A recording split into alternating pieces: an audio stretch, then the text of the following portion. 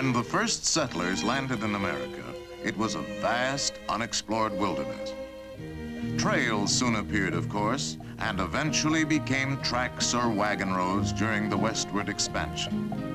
And these finally developed into a system of highways with the coming of the automobile in the 20th century. But in just the past few decades, a new kind of road has begun to spread across the nation. It is called Thruway, or Parkway, or Expressway, or Freeway, but the names all mean the same thing. We shall call it Freeway, but whatever the name, it is now a part of our way of life. Freeways are already proving invaluable, particularly around large population centers. But they do pose some special problems for the millions of drivers who use them. Freeways are designed for the high-speed movement of great numbers of automobiles, and when used properly, are safer than ordinary surface streets, 2.5 times safer, in fact. But the freeway is a new and different world, a world which requires a new and different kind of driving by those who use it. Motorists here are bound together by certain practical rules and courtesies necessary for mutual protection. And any individual who does not or will not recognize this is a menace to everyone. However, such drivers can usually be separated into certain types, which can be illustrated by a few rather extreme examples. This specimen we shall call Driverius timidicus, the timid driver, a shy and retiring fellow. Usually overcautious, he can be a definite menace because he does not adjust to freeway driving demands. For an example, observe the way he enters a freeway on which the traffic is heavy but moving well. Mr. T proceeds carefully along the entrance ramp, which of course he should do. Now he tries to keep one eye on the car ahead of him and the other on his rear view mirror to look for oncoming traffic. But he doesn't really trust mirrors, and he finds it confusing anyway. So he slows down as he would at an ordinary street intersection and takes a good look.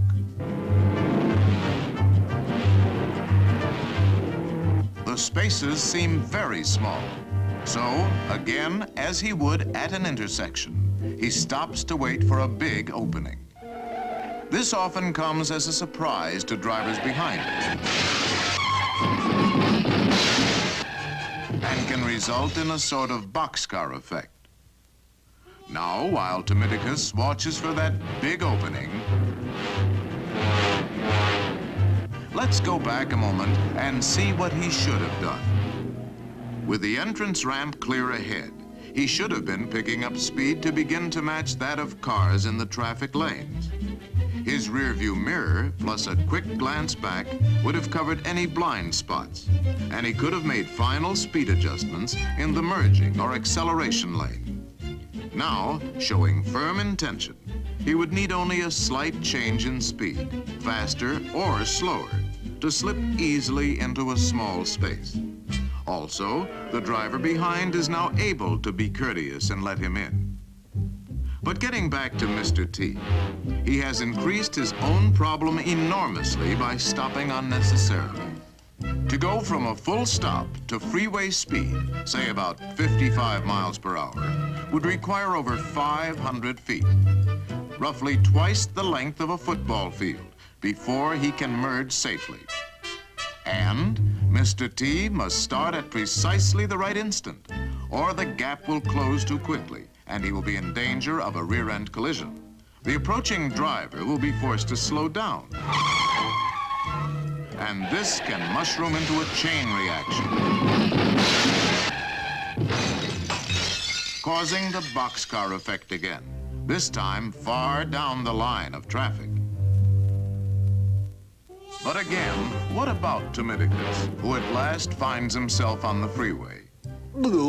High speed makes him nervous and apprehensive, so he drives slowly. If he keeps to the right and doesn't go too slow, this causes little real trouble. But all too often, he strays into the fast traffic lanes. Mr. T, convinced that people shouldn't drive so fast anyway, believes he is driving safely and has no idea that he may be creating a problem. But now, drivers behind him are forced to slow down quickly to avoid a collision, or rapidly change lanes, which causes others to slow down.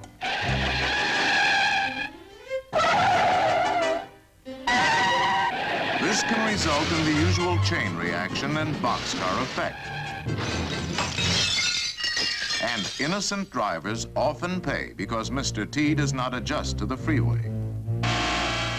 The delay and confusion that follows invariably frays nerves and tempers and reveals another freeway menace we shall call Motoramus fidgetus, the impatient motorist.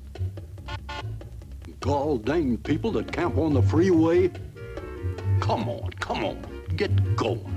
Members of this species are usually excitable. What's the matter up there? Move it, come on, move it. Explosive in nature. Get a horse! Or highly competitive in spirit. Oh, yeah? Well, the same to you, Buster. Mr. F usually displays an avid desire to get ahead, and when free to do so, is an habitual lane changer. Of course, a lane change is sometimes necessary, and when it is, a signal should always be given first. Next, a quick look to cover the blind spot. Then speed up and move in well ahead of the car in the next lane. Freeway pros will cooperate by dropping back a bit, for they know that courtesy is a practical rule here. But Fidgetus, in his impatience, will cut sharply in front of other drivers, forcing them to use their brakes. The same chain reaction often results. And Mr. F's progress can sometimes be measured by the path of destruction he leaves behind. But Mr. F occasionally finds himself unable to pass the car ahead. And now, in irate frustration, he is apt to move up bumper to bumper, regardless of the speed. Come on, get going, get out of my way. Unfortunately, Mr. F doesn't realize he's driving a potential engine of destruction more powerful than the largest battering ram ever to breach a castle wall. To explain, let us pause a moment, return him to his car, and see some freeway facts of life. Let's say Mr. F is traveling 60 miles per hour. A figure equal to about half the number of miles per hour added to that number gives the speed in feet per second.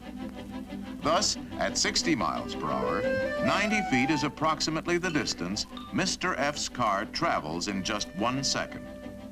On a football field, it would move about 30 yards every second and go from goal line to goal line in just over 3 seconds. But now let's go down to the field for a little demonstration in which Mr. F himself is the subject. As he watches the scoreboard, a signal suddenly flashes. Now let's see what happens inside Mr. F. First, his eyes receive the signal and transmit it to certain centers in his brain.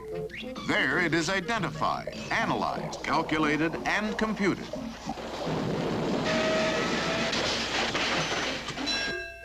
And an action decision may be handed down. Stop! Hit the brake! The message goes out to the legs and feet, and finally the brakes are applied.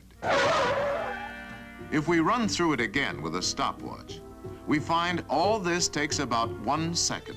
Stop! Hit the brake! Now, if Mr. F crosses the goal line at 60 miles per hour just as a stop signal flashes, he will travel a minimum of 30 yards before he touches his brakes. And even with good brakes and dry pavement, he will still cover another 70 yards to the opposite goal before finally stopping. So, Mr. F was actually preceded by a sort of danger zone made up of his reaction distance plus his braking distance. Now, imagine he's on the freeway, a bit behind and to one side of a car identical to his. Let's go to slow motion and suppose that for some reason, the leading driver decides to stop and applies his brakes here.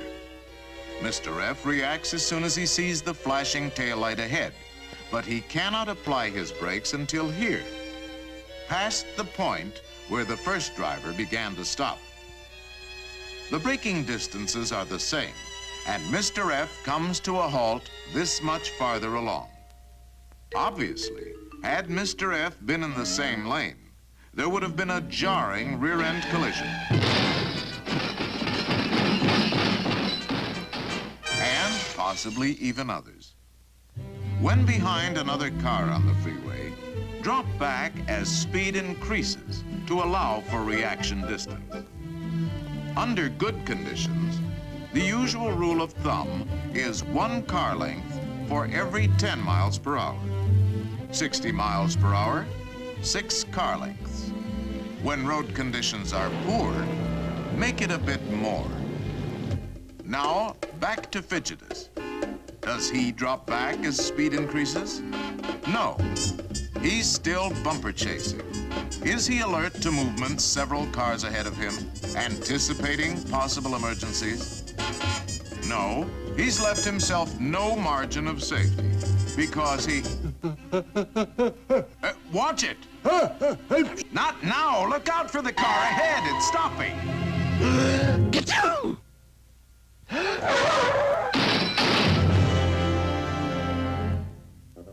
Even if the impact speed is down to 30 miles per hour, the result for Mr. F could be like driving off the roof of a 3-story building.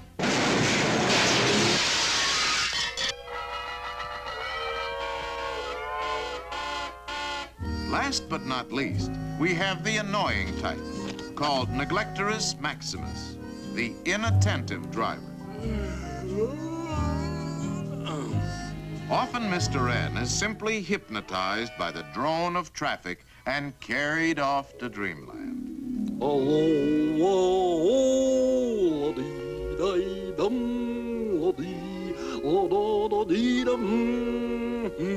Then again, he may suddenly decide that the freeway is an ideal place to study his maps.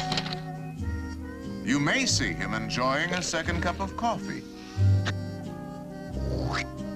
or even getting in a quick shave while driving. Of course, his favorite pastime is conversation, especially with someone in the back seat. Yeah, just picked her up this morning. Flat out, she'll put down anything on the road. Hello.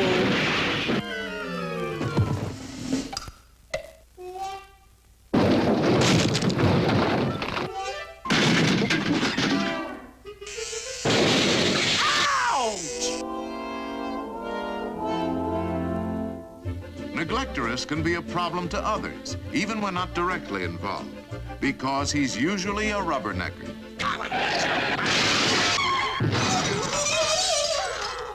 And if some mishap slows traffic on one side of the freeway, he will jam the other side simply by being curious.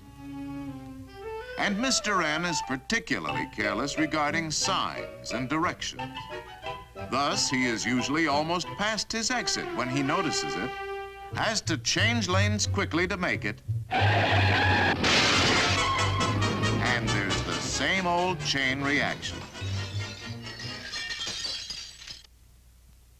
Finally, Mr. N often neglects his speedometer and forgets he is moving at freeway speeds as he re-enters the world of surface streets.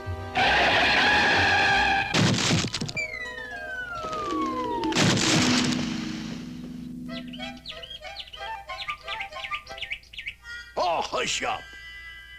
So, on the freeway, watch out for the driver types we have called Neglectorus, Fidgetus, and Timidicus. From time to time, you're bound to see one of these characters, and when you do, avoid them if you can. Yeah, and just make sure you never become one.